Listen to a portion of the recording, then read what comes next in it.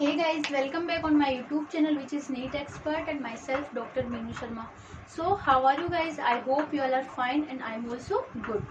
So in last lecture we discussed about different respiratory volumes and capacities and next अपन ने discuss किया था mechanism of exchange of gases.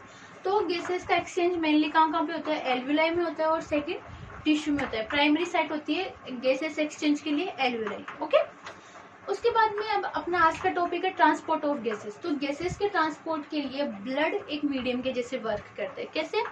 Blood alveoli से oxygen को carry करता है, उसको टिश्यू को देता है, टिश्यू से CO2 को कैरी करता है और उसको वापस एल्विलाई में छोड़ देता है. ठीक है, तो ऑक्सीजन का ट्रांसपोर्ट होता है दो टाइप से.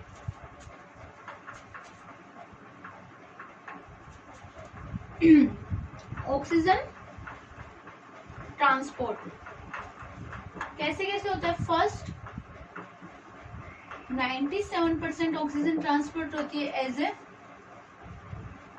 ऑक्सी हीमोग्लोबिन बाया आरबीसी और रेस्ट 3% ऑक्सीजन बाया डिसॉल्व इन प्लाज्मा. ओके, और CO2 का ट्रांसपोर्ट कैसे होता है? CO2 का ट्रांसपोर्ट कैसे होता है? फर्स्ट 20 to 25% CO2 ट्रांसपोर्ट होती है. कैसे? कार्ब हीमोग्लोबिन की फॉर्म में via RBC. Second 70% CO2 transport होती है एज बाइकार्बोनेट की फॉर्म में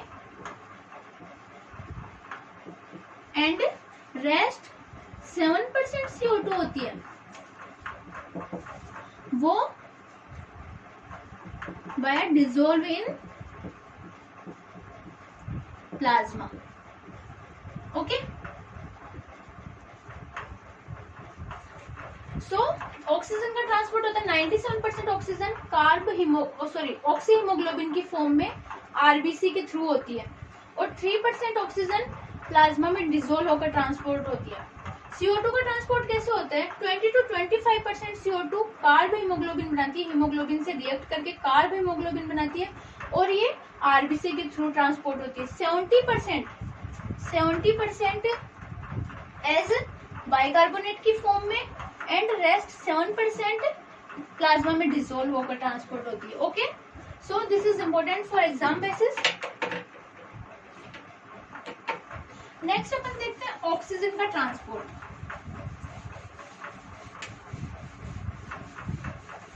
नेक्स्ट देखते हैं ऑक्सीजन का ट्रांसपोर्ट. तो ऑक्सीजन का ट्रांसपोर्ट होता है मेनली तो 97% ऑक्सीजन हीमोग्लोबिन से रिएक्ट करके ऑक्सी हीमोग्लोबिन बनाती है और आरबीसी इसको कैरी करती है और 3% होता है प्लाज्मा में डिसॉल्व होकर. तो अपन देखते हैं कि ऑक्सी हीमोग्लोबिन बनाकर ये ऑक्सीजन कैसे ट्रांसपोर्ट होती है. सो फर्स्ट देखते हैं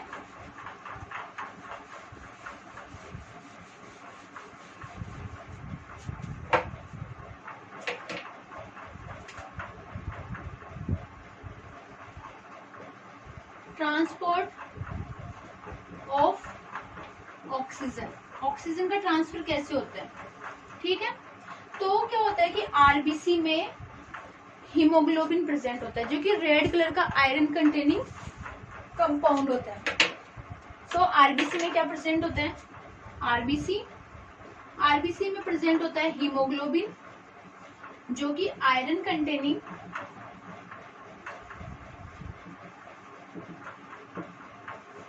रेड कलर का कंपाउंड है. ठीक है, ये हीमोग्लोबिन क्या करता है? ऑक्सीजन से रिएक्ट करता है और ये बनाता है ऑक्सीजन से रिएक्ट करता है. हीमोग्लोबिन क्या करता है? ऑक्सीजन से रिएक्ट करता है और ये बनाता है ऑक्सी हीमोग्लोबिन HbO2. और जो ये रिएक्शन होती है ये क्या होती है? रिवर्सिबल होती है, मतलब कि दोनों डायरेक्शन में हो सकती है. ओके, मतलब कि ये ब्रेक होकर ये बन जाते हैं और ये जुड़कर ये बन जाते हैं। अब क्या होता है कि एक हीमोग्लोबिन 4 ऑक्सीजन एटम्स को कैरी कर सकता है, 4 O2 molecules, atoms, molecules, 4 oxygen molecule को कैरी कर सकता है, मॉलिक्यूल। ओके, सो एक ऑक्सीजन 4 O2 मॉलिक्यूल्स को कैरी कर सकता है। अब जो ये हीमोग्लोबिन ऑक्सीजन से रिएक्ट करके ऑक्सी हीमोग्लोबिन बनाया है, इस ऑक्सी हीमोग्लोबिन को कई फैक्टर्स अफेक्ट करते हैं, like partial pressure of oxygen, partial pressure of CO2, H+ ion concentration and temperature. ठीक है, ये फैक्टर्स इसके बनने को इफेक्ट करते हैं, ऑक्सी हीमोग्लोबिन के बनने को partial pressure of oxygen, partial pressure of carbon dioxide, H+ ion concentration और टेम्परेचर इफेक्ट करते हैं। तो अपन देखते हैं कैसे इफेक्ट करते हैं। सो आरबीसी में क्या प्रेजेंट होता है, हीमोग्लोबिन प्रेजेंट होता है। हीमोग्लोबिन क्या होता है कि आयरन कंटेनिंग रेड कलर का कंपाउंड होता है। हीमोग्लोबिन ऑक्सीजन से रिएक्ट करता है और ये बनाता है ऑक्सी हीमोग्लोबिन, जो कि एक रिवर्सिबल रिएक्शन है, मीन्स ये दोनों डायरेक्शन में हो सकती है। ओके, और एक haemoglobin 4 oxygen molecule, not atoms, molecules को कैरी कर सकता है। ठीक है, अब ये जो बना है ऑक्सी हीमोग्लोबिन, इसको कई फैक्टर्स अफेक्ट करते हैं, like partial pressure of CO2, partial pressure of oxygen, partial pressure of H ion concentration and partial pressure of temperature. So अपन देखते हैं ये कैसे इफेक्ट करते हैं।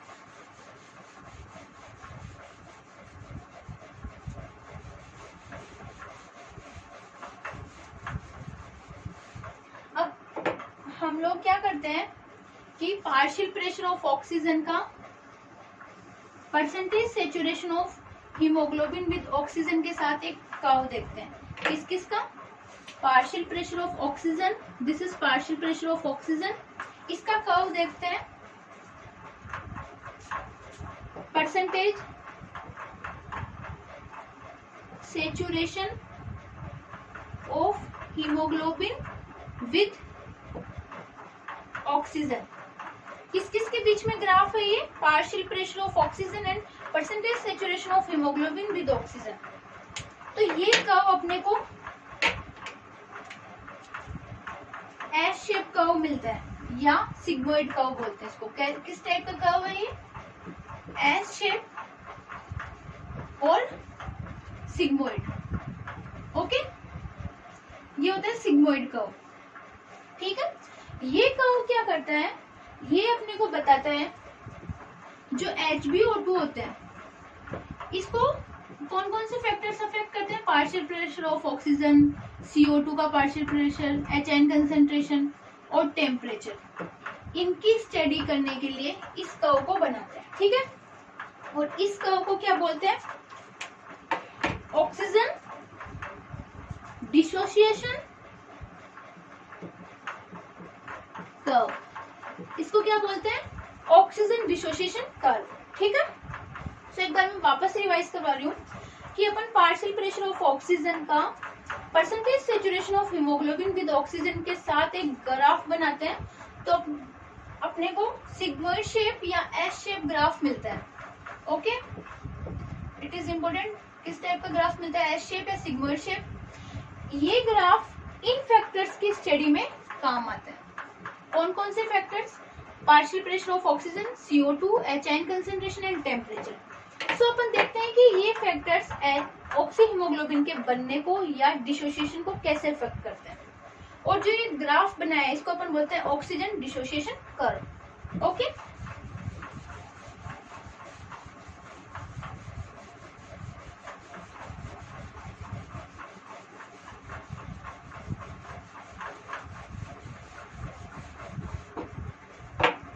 फैक्टर्स, ओके, फर्स्ट देखते हैं एट एल्वियोलाई लेवल। ठीक है, एल्वियोलाई लेवल पे क्या करते हैं ये फैक्टर्स। तो एल्वियोलाई लेवल पे क्या होता है, अपने को पता है कि एल्वियोलाई लेवल पर ऑक्सीजन का पार्शियल प्रेशर ज्यादा होता है and partial pressure of CO2 कम होता है, H प्लस आयन कंसेंट्रेशन भी कम होती है एंड टेम्परेचर भी कम होता है।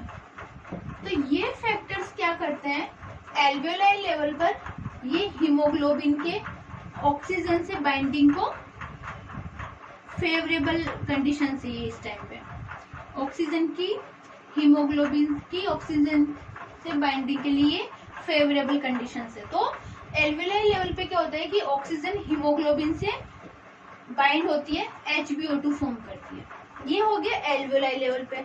नेक्स्ट सेकंड है अपना एट टिश्यू लेवल।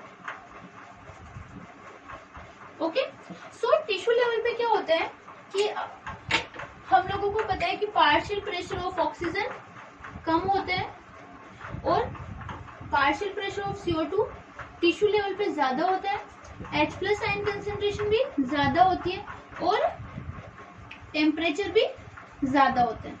तो ये फैक्टर्स क्या करते हैं इस टिश्यू लेवल पर, ये क्या करते हैं, ऑक्सी हीमोग्लोबिन के डिसोसिएशन के लिए फेवरेबल फैक्टर्स हैं ये।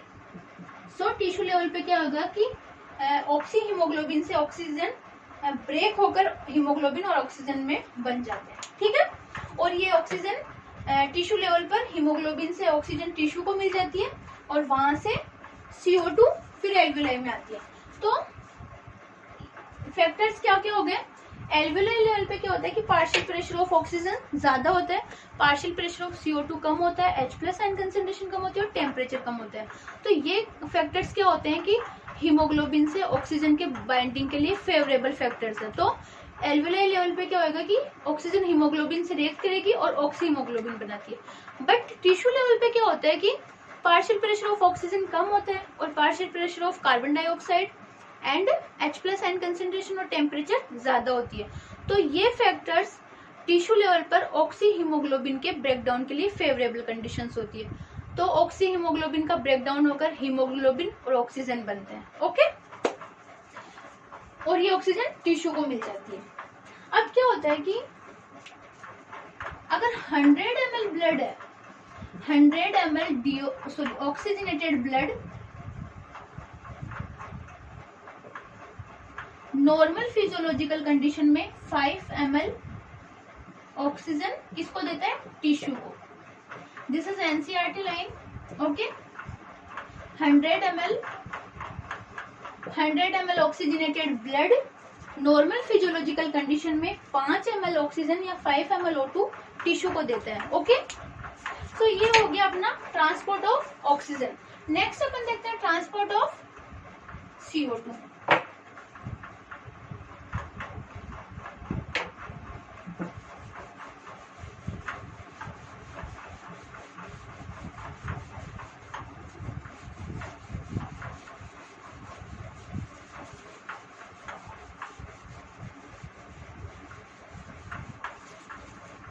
नेक्स्ट देखते हैं ट्रांसपोर्ट ऑफ CO2। CO2 का ट्रांसपोर्ट 3 फॉर्म्स में होता है। फर्स्ट 20 to 25% ये क्या होती है, कार्ब हीमोग्लोबिन के रूप में। 70% ट्रांसपोर्ट बाइकार्बोनेट की फॉर्म में and remaining 7% dissolved in plasma, okay. तो 3 फॉर्म में ट्रांसफर होता है CO2 का। सो अपन फर्स्ट देखते हैं कि कार्ब हीमोग्लोबिन के रूप में ट्रांसफर कैसे होता है।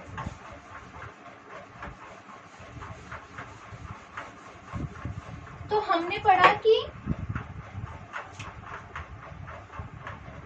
8 टिश्यू लेवल पे क्या होते हैं, टिश्यू लेवल पे क्या होता है कि पार्शियल प्रेशर ऑफ CO2 ज्यादा होता है in compare to partial pressure of oxygen. Oxygen का पार्शियल प्रेशर टिश्यू लेवल पे कम होता है। तो ये क्या होएगा कि CO2 की कंसेंट्रेशन ऑक्सीजन से ज्यादा है टिश्यू लेवल पे। तो ये हीमोग्लोबिन क्या होएगा, CO2 से रिएक्ट करता है टिश्यू लेवल पे, क्योंकि वहां पे ऑक्सीजन से तो हीमोग्लोबिन का डिसोसिएशन हो जाता है और ये बनाता है carb haemoglobin, okay. So tissue level पे क्या होता है कि पार्शियल प्रेशर ऑफ CO2 ज्यादा होता है पार्शियल प्रेशर ऑफ ऑक्सीजन के कंपेयर में। तो CO2 की कंसेंट्रेशन ऑक्सीजन से ज्यादा हो गई तो हीमोग्लोबिन क्या करेगा, CO2 से रिएक्ट करेगा, ना कि ऑक्सीजन से, और ये फॉर्म करते हैं कार्ब हीमोग्लोबिन। वहां से ऑक्सीजन को कैरी करते हैं और अब एल्वियोलाई में छोड़ते हैं। एल्वियोलाई में कैसे छोड़ते हैं, 8 एल्वियोलाई लेवल। सो एल्वियोलाई लेवल पे क्या होता है कि पार्शियल प्रेशर ऑफ ऑक्सीजन ज्यादा होता है पार्शियल प्रेशर ऑफ CO2 के कंपेयर में। ओके, सो एल्वियोलाई लेवल पे क्या होता है, एल्वियोलाई लेवल पे क्या होता है कि ऑक्सीजन की कंसंट्रेशन CO2 से ज्यादा हो गई। ठीक है, तो वहां पे क्या होगा कि ये कार्ब हीमोग्लोबिन का ब्रेकडाउन हो जाएगा।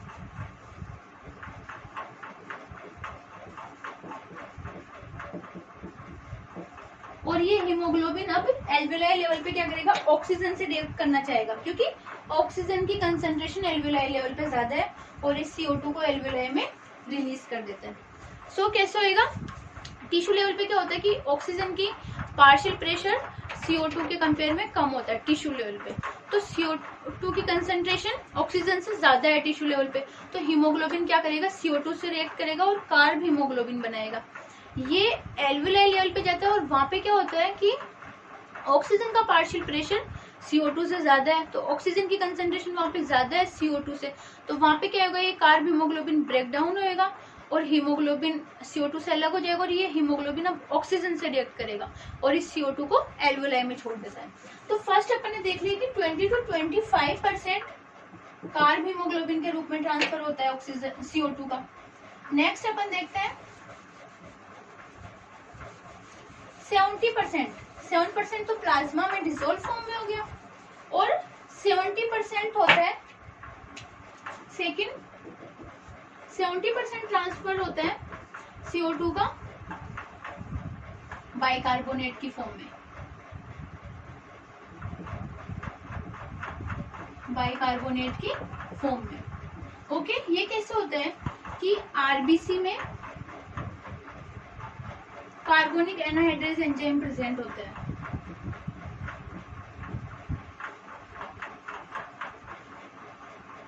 सो मेनली प्रेजेंट होता है RBC में एंड इस एंजाइम की लेस अमाउंट प्लाज्मा में भी प्रेजेंट होती है। ओके, सो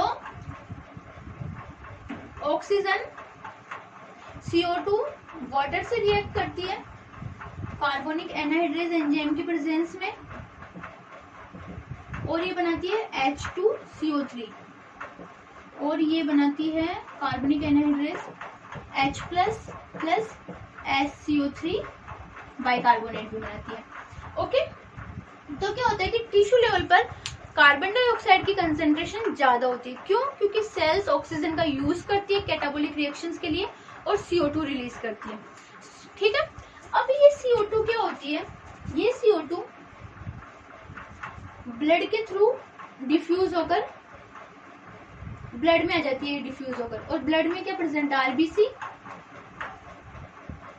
ब्लड में क्या प्रेजेंट है, RBC, और RBC में क्या प्रेजेंट है, कार्बोनिक एनहाइड्रेज। तो ये CO2 वाटर से रिएक्ट करती है और टिश्यू लेवल पे बनाती है H प्लस SCO3 माइनस। ठीक है, और क्या होता है कि एल्वियोलाई लेवल पर यही रिएक्शन अपोजिट हो जाती है। मतलब कि एल्वियोलाई लेवल पे क्या होता है कि CO2 की कंसेंट्रेशन या पार्शियल प्रेशर कम होता है, तो वहां पे क्या होता है कि ये बन जाता है, इस डायरेक्शन में हो जाती है रिएक्शन। ओके, मतलब कि दोनों डायरेक्शन में होती है ना। तो ये तो हो गई 8 टिश्यू लेवल, और अब देखते हैं 8 एल्वियोलाई लेवल। सो एल्वियोलाई लेवल पे क्या होएगा कि H2CO3 का ब्रेकडाउन होता है और ये बनता है H2O प्लस CO। ठीक है, तो अपन देखते हैं कि 70% CO2 बाइकार्बोनेट की फॉर्म में ट्रांसफर होती है। RBC में क्या होता है कि कार्बोनिक एनहाइड्रेज एंजाइम प्रेजेंट होता है। ये क्या करता है कि CO2 और वाटर रिएक्ट करते हैं कार्बनिक एनहाइड्रेज एंजाइम की प्रेजेंस में और ये H2CO3 बनाते हैं और ये H plus SCO3 minus bicarbonate भी फॉर्म करते हैं। ओके, टिश्यू लेवल पे क्या होता है कि पार्शियल प्रेशर ऑफ CO2 ज्यादा होता है। क्यों? Due to catabolic reactions. ये CO2 ब्लड में डिफ्यूज होता है, आरबीसी में आ गया। आरबीसी में क्या है? कार्बनिक एनहाइड्रेज एंजाइम प्रेजेंस है, तो ये CO2 वाटर से रिएक्ट करता है कार्बनिक एनहाइड्रेज एंजाइम की प्रेजेंस में टिश्यू लेवल पर और ये बनाता है H प्लस एंड बाइकार्बोनेट। और एल्वेओलाई लेवल पे क्या होता है कि पार्शियल प्रेशर ऑफ CO2 कम होता है, तो ये रिएक्शन इस डायरेक्शन में चलती है। ओके, सो एक important point, 100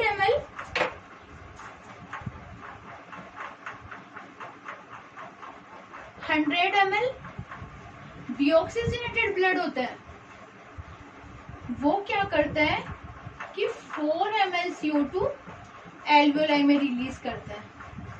okay, 100 ml oxygenated blood तो 5 ml O2 टिश्यू में रिलीज करता है और 100 ml deoxygenated blood 4 ml CO2 alveoli में रिलीज करता है। ओके, ये इंपॉर्टेंट है। 100 ml deoxygenated blood 4 ml CO2 alveoli में रिलीज करता है और 100 ml ऑक्सीजनेटेड ब्लड होता है, वो 5 ml ऑक्सीजन टिश्यू में रिलीज करता है, टिश्यू। ओके, सो गाइस ये हो गया ट्रांसफर ऑफ गैसेस। अब अपन देखते हैं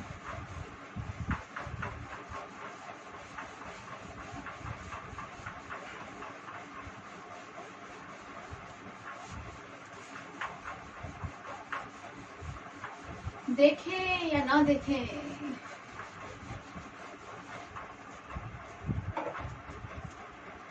नेक्स्ट अपना रेगुलेशन ऑफ रेस्पिरेशन।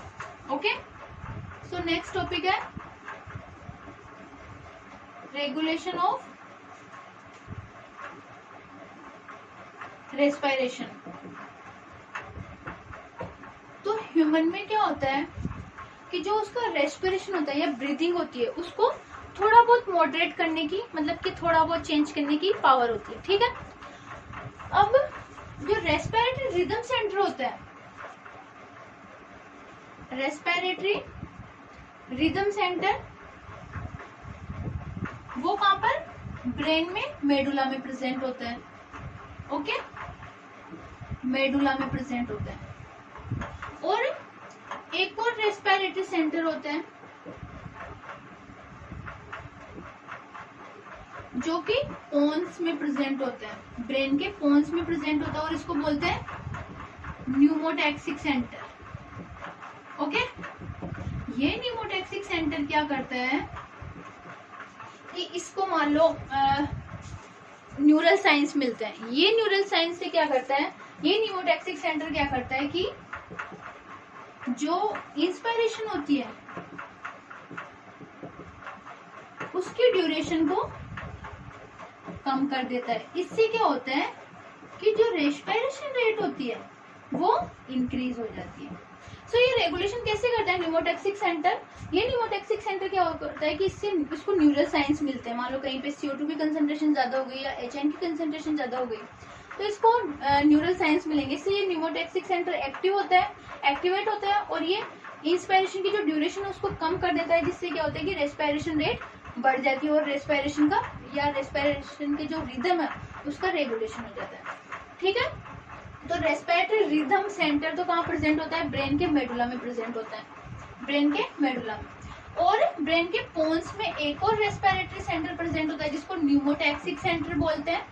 ठीक है, ये न्यूमोटैक्सिक सेंटर रेस्पिरेशन का रेगुलेशन कैसे करता है? ये क्या करता है कि इसको न्यूरल साइंस मिलते हैं। इससे क्या होता है कि जो इंस्पिरेशन की ड्यूरेशन है उसको ये कम कर देता है, जिससे रेस्पिरेशन रेट बढ़ जाती है और ये रेस्पिरेशन का रेगुलेशन करता है। ओके, अब क्या होता है कि जो ये रेस्पिरेटरी रिदम सेंटर है,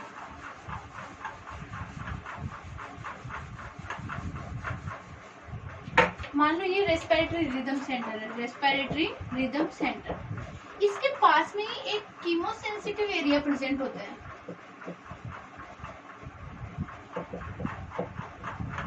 कीमोसेंसिटिव एरिया प्रेजेंट होता है। ये एरिया क्या होता है कि हाईली सेंसिटिव होता है। किसके लिए?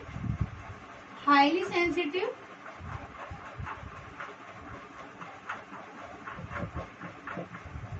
For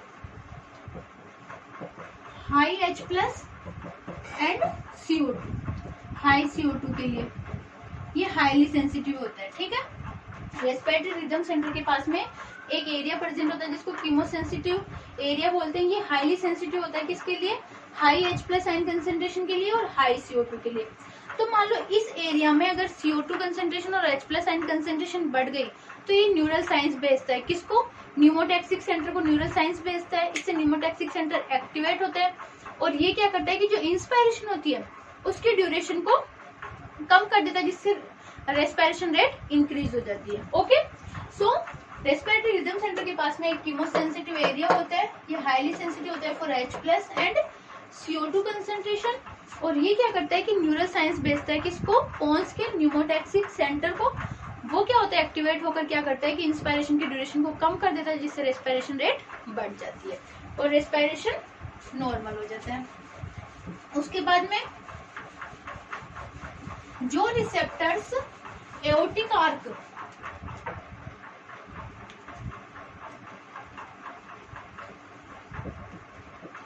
receptors of aortic arc and carotid artery, ये क्या होते हैं?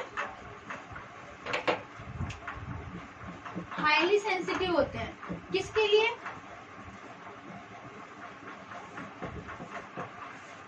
For H plus and CO2, high H plus and high CO2 के लिए रिसेप्टर्स हाईली सेंसिटिव होते हैं। तो ये भी क्या करेंगे? न्यूरल साइंस भेजते हैं किसको? पोन्स के न्यूमोटैक्सिक सेंटर को। सेम ये क्या कर देगा? इंस्पायरेशन की ड्यूरेशन को कम कर देता है, जिससे रेस्पिरेशन रेट बढ़ जाती है और रेस्पिरेशन रेगुलेट हो जाता है। रिसेप्टर्स होते हैं एओर्टिक आर्क और कैरोटिड आर्टरी के जो रिसेप्टर्स होते हैं वो हाईली सेंसिटिव होते हैं। किसके लिए? CO2 और H प्लस आयन की हाई कंसेंट्रेशन के लिए। ये पोन्स का जो न्यूमोटैक्सिक सेंटर उसको सिग्नल्स भेजेंगे, वहां से वो एक्टिवेट होता है और इंस्पायरेशन की ड्यूरेशन को कम कर देता है और रेस्पिरेशन रेट को बढ़ा देता है। तो अपन ने देखा कि कोई भी रिसेप्टर या कोई भी सेंटर ऑक्सीजन के लिए इतना सेंसिटिव नहीं होता। सो रेस्पिरेशन के रेगुलेशन में ऑक्सीजन का रोल मतलब कि बहुत कम होता है या फिर इनसिग्निफिकेंट होता है। ठीक है, quite insignificant. So role of oxygen in regulation of rhythm of respiration is quite insignificant. ये बहुत बार एग्जाम्स में पूछा जाता है गाइस कि ऑक्सीजन का क्या रेस्पिरेशन के रेगुलेशन में रोल होता है। सो बहुत ही इनसिग्निफिकेंट होता है, मतलब कि नहीं के बराबर होता है। ठीक है, so this line is very important, very important. Role of oxygen in regulation of rhythm of respiration is quite insignificant, या ना के बराबर होता है। ओके, नेक्स्ट अपना लास्ट टॉपिक है disorders of respiratory system.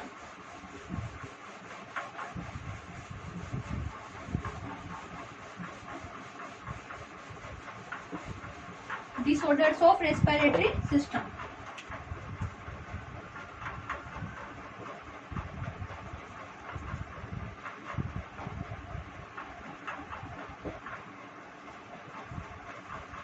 disorders of respiratory system. So first disorder है asthma. Asthma में क्या होता है गाइस कि जो ब्रोंकाई और ब्रोंक्यूल्स होता है उनका इन्फ्लामेशन हो जाता है। इस इन्फ्लामेशन से क्या होता है कि ब्रीदिंग में डिफिकल्टी होती है, जिससे क्या होता है कि वॉइस निकलती है, जिसको विजिंग बोलते हैं। ठीक है, तो अस्थमा में क्या होता है कि इन्फ्लामेशन हो जाता है किसका?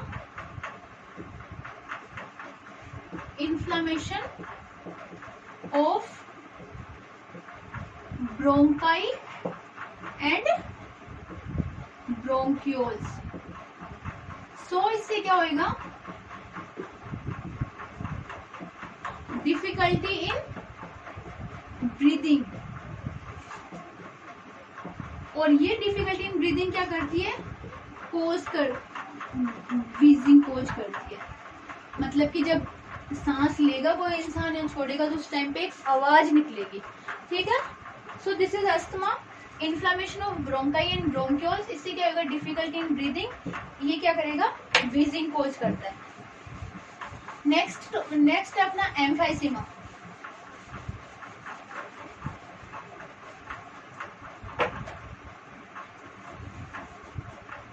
सेकंड है एम्फाइसेमा। एम्फाइसेमा क्या होता है, ये क्रोनिक डिसऑर्डर होता है। क्रोनिक मतलब कि लंबे टाइम से चला हुआ। ये क्यों होता है कि सिगरेट स्मोकिंग इसका एक कोज हो सकती है, मेन कोज हो सकती है। इसमें क्या होता है कि जो एल्वेलाई होती है उसकी वॉल डैमेज हो जाती है, एल्वेलाई की वॉल डैमेज हो जाती है। इससे क्या होता है कि रेस्पिरेशन का जो एरिया है वो कम हो जाता है, एरिया फॉर रेस्पिरेशन डिक्रीज हो जाता है। ओके, एम्फाइसेमा में क्या होता है, सो क्या होएगा, वही डिफिकल्टी इन रेस्पिरेशन में डिफिकल्टी होगी, और क्या होगी, एम्फाइसेमा में क्या होता है कि क्रोनिक डिसऑर्डर होता है, मतलब कि लंबे टाइम से चला हुआ, और ये इसका एक मेन कोज होता है सिगरेट स्मोकिंग हो सकता है। इसमें आप लंबे टाइम से सिगरेट स्मोकिंग कर रहे हो तो इससे क्या होएगा कि एल्वेलाई की जो वॉल होती है वो डैमेज हो जाती है। तो वो डैमेज हो जाती है तो क्या होता है कि जो एरिया होता है रेस्पिरेशन के लिए वो कम हो जाता है, तो धीरे धीरे लंग्स डैमेज होने लगते हैं और रेस्पिरेशन में प्रॉब्लम होने लगती है। ओके, नेक्स्ट लास्ट डिसऑर्डर है वो है ऑक्यूपेशनल रेस्पिरेटरी डिसऑर्डर। थर्ड है ऑक्यूपेशनल